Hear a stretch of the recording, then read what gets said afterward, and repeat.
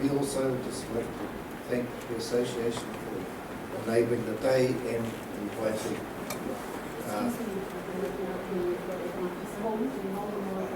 Hold it right to your mouth. Well, actually, can you hear me now? Yeah, I don't like talking loud at people.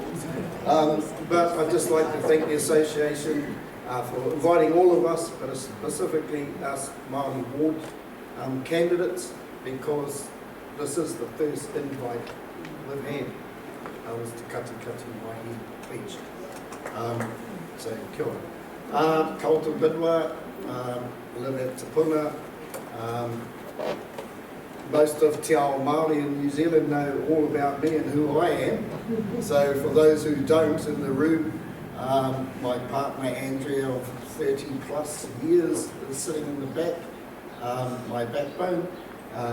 We both live at Tapuna and raised 6 children, 13 mokapuna, and I think it's important to mention because the Waka Kauru seat goes the whole length of the Western Bay District, that 12 of my mokapuna are also Te Arawa descent.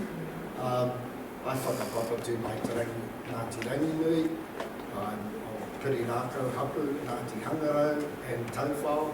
So whakapapa to all of the marae, local marae, and their hapu in the area, and have had a life of politics, a life serving the iwi, all of the iwi of Tauranga Moana and wider.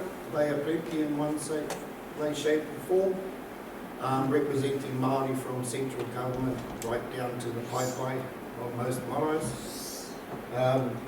That's who I am personally.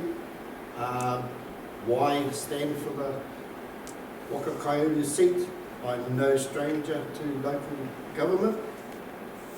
I chaired the Māori Forum at Western Bay for almost a decade, also being a representative for my hapu and iwi representative on the forum for another decade.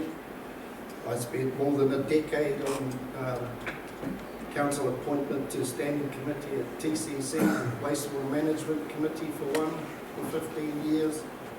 I have been part of every Māori petition, challenge, mahi with local councils and the regional council for all of my career. Standing for the Waka Kauru seat, well, number one, the iwi asked me to, number two, my people asked me to, and it's just a natural transgression of what I've always done for iwi Māori. And I decided to, instead to speak about a lot of my achievements. I've heard a lot this morning about people, the amount of people's degrees, that warrants their standing at councils. Well, unfortunately, I don't have any, apart from being me and doing what I have achieved in the past for not just Māori, but our local communities. And I was told by the Governor-General that I should wear this because I received this for my service in building Crown Māori relationships across New Zealand and my contribution to the environment.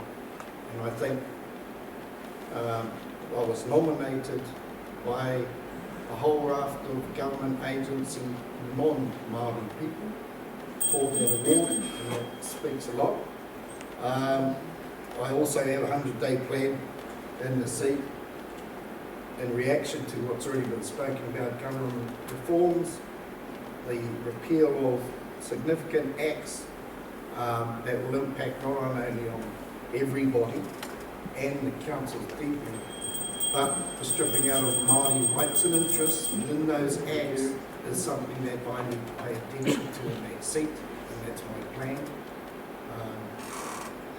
I just wish that the non-Māori community could ask us some questions.